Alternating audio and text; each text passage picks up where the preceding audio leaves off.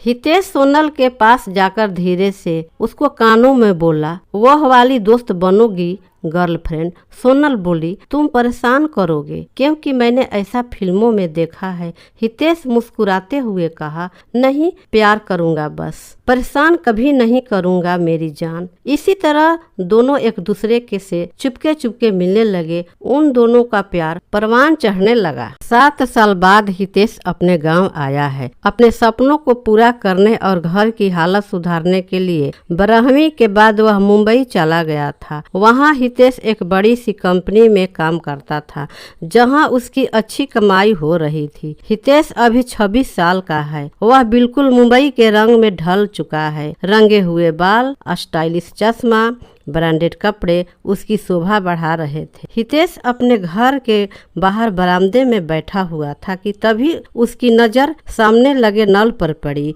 जहां 21 साल की खूबसूरत लड़की पानी भर रही थी। हितेश की नजरें जब से उस लड़की पर पड़ी तब से वह उसी को एकटक देखता रह गया, जब तक कि वह पानी लेकर उसकी आंखों से ओझल ना हो गई।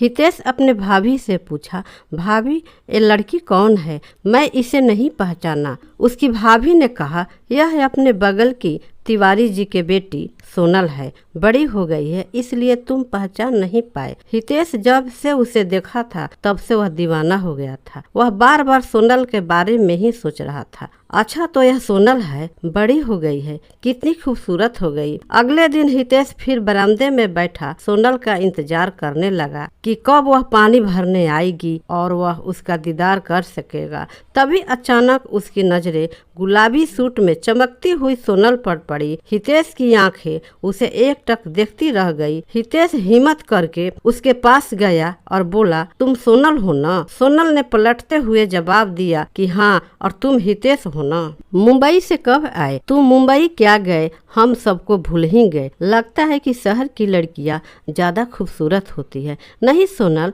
तुमसे ज्यादा खूबसूरत तो कोई नहीं है। अचानक हितेश के मुंह से निकल गया। सोनल शर्मा कर वहां से भाग गई। तब हितेश को होश आया कि उसने न जाने क्या कह दिया। अगले दिन फिर हितेश उससे बात करने पहुंच गया और बोला, सोनू, मुझे माफ कर दो, मैंने न जाने क्या कह दिया जो तुम भाग गई। सोनल शर्माते हुए बोली, अरे पागल, कोई बात नहीं। हितेश ने कहा, मुझसे दोस्ती करोगी? सोनल बोली, लेकिन मैं दोनों तो बचपन से ही दोस्त है, बस तुम ही भूल गए हो मुझे। हितेश सोनल के पास जाकर धीरे से उसके कानों में कहा, वह वाली दोस्ती बनोगी गर्लफ्रेंड? सोनल बोली, तुम परेशान करोगे क्योंकि मैंने ऐसा फिल्मों में देखा है। हितेश मुस्कुराते हुए कहा, नहीं, प्यार करूंगा बस, परेशान नहीं करूंगा मेरी जान। इसी तरह दोनों एक दूसरे से चुपके चुपके मिलने लगे। उन दोनों का प्यार परवान पर चढ़ने लगा। हितेश प्यार से कभी सोनल का हाथ छू लेता तो कभी उसको गालों को चूम लेता। सोनल मन ही मन अपना दिल हितेश को दे चुकी थी, बस इजहार करना बाकी था। लेकिन हर लड़की की तरह वह भी यही चाहती कि हितेश ही इजहार करे। आखिरकार वह दिन आ ही गया। हितेश बड़ी हिम्मत करके अपने दिल की बात बता दी। इतना सुनते ही सोनल खुशी से उछल पड़ी और उसे गले से लगा लिया। सोनल के गले लगते ही हितेश उसे पाने की ललक में उतावला हो गया। अगली सुबह सोनल हितेश के घर आई। तब उसकी भाभी पूजा करने माँ पड़ोस के घर में गई थी और बाकी लोग अपने काम पर गए थे। हितेश घर में अकेला अपने बिस्तर पर सो रहा था। सोनल उसके पास पहुंची और उसके गाल पर चुम्मा दे दिया। हितेश झट से खड़ा हो गया और अपने रूम का दरवाज़ा बंद करके उसे अपने बाहों में ले लिया। सोनल उसके झटका देते हुए बोली, तुम बड़े बदमाश हो, अब कभी तुम्हें चुम्मा नहीं दूंगी। हितेश ने फिर से सोनल को अपने बाहों में भर लिया। हितेश की गर्म सांसें सोनल के बदन में आग लगा दी। वह भी बहकने लगी। हितेश भी अपने सीने पर उसे महसूस कर रहा था। दोनों बिना कुछ बोले एक दूसरे में समा गए।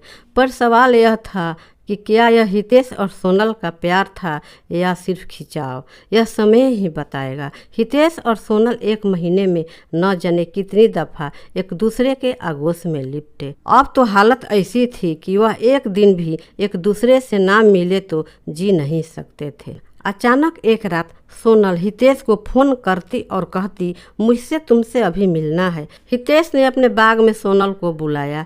मिलते ही सोनल उसे गले से लगा लिया और कहा, हितेश, पापा मेरी शादी कहीं और करा रहे हैं। मैं तुम्हारे बिना नहीं जी सकती। मैं तुमसे प्यार करती हूँ, तुमसे शादी करूँगी। प्लीज तुम पापा से बात करो। हितेश सोनल को शांत करते हुए कहा, पहले तुम रोना बंद करो। मैं हूं ना, मैं बात करूंगा तुम्हारे पापा से, सब कुछ ठीक हो जाएगा। फिर हितेश ने उसे प्यार से चूमा और दोनों के होठ और एक दूसरे के बदन से खेलने लगे। हितेश ने उसे वहीं जमीन पर लिटा दिया और चूमने लगा। सोनल भी उसका बराबर के साथ दे रही थी। रात के ढलते हुए पहर में वह दोनों एक दूसरे में खोते गए। ना जाने कब दोनों एक दूसरे के जिस्म में समा गए और अपनी पूरी करने के बाद अलग हुए। हितेश ने सोनल से वादा किया, सोनू तुम चिंता मत करो, मैं तुम्हारे घर वाले से बात करूंगा। पर सोनल आने वाली मुसीबतों से अनजान थी। करीब एक हफ्ते के बाद मुंबई से फोन आया। हितेश डर जाता है। वह सोचता है कैसे मैं सबका सामना करूंगा। 2 दिन बाद सोनल की दोस्त पूनम सोनल को फोन करके बताती है, सोनल पता नहीं क्योंकि हितेश के घर पर इतना भीड़ लगा है, कहीं हितेश को कुछ हुआ तो नहीं। सोनल कॉलेज से भागते हुए हितेश के घर उससे मिलने के लिए पहुंची और वहां पहुंचते ही वह हैरान हो गई। हितेश के घर के आगे बहुत सारा लोग इकट्ठे हुए थे। इन सबको धक्का देते हुए सोनल घर के अंदर चली गई। वहां उसने देखा कि एक लड़की हितेश की बाजू पकड़कर खड़ी है। साथ ही हितेश के परिवार वालों भी खड़े हैं और कुछ लोग भी हैं। हितेश के पापा कहते हैं शहर में शादी कर ली और किसी को बताया भी नहीं। हितेश कहता, पापा मैं आप सबको बताने वाला था। उसकी नज़र सोनल पर पड़ी। नज़र झुकाते हुए चुप हो गया। लड़की का चाचा बताता है 2 साल पहले दोनों ने कोर्ट मैरिज किया और आपके सुपुत्र जी यह भी नहीं बताया होगा कि इनके 6 महीने का बेटा भी है।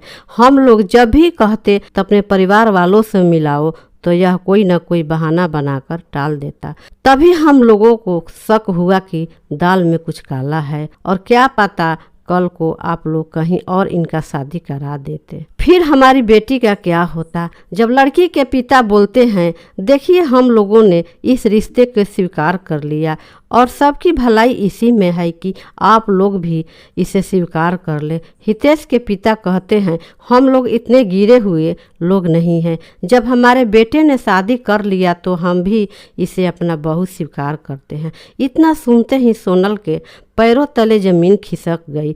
सोनल डबडबाई आंखों से भागती हुई घर चली गई।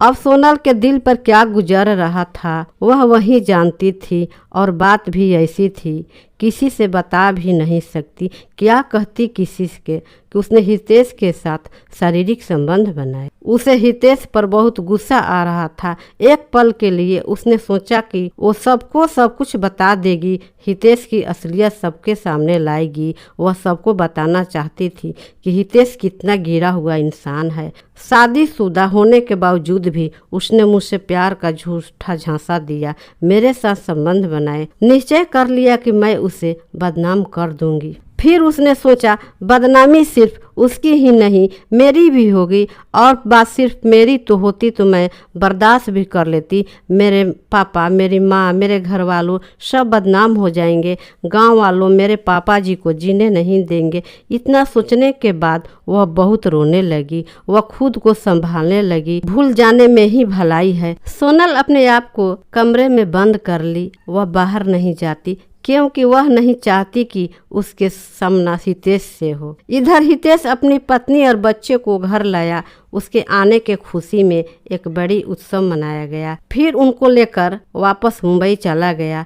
सोनल अपने आप को समझाने और संभालने में लगी हुई थी। इस घटना से सोनल को अंदर से तोड़कर रख दिया। अब शायद वो पहले वाली सोनल बने, हंसती खेलती इठलाती हुई।